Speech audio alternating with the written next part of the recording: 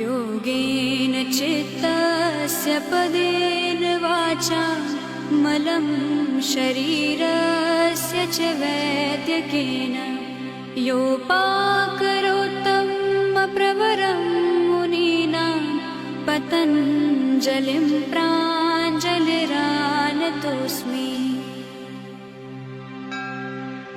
योगेन चित्तस्य पदेन वाचा मलं शरीरस्य च वैद्यकेन योपाकरोत्तमप्रवरं मुनीनां पतञ्जलिं प्राञ्जलिरानतोऽस्मि।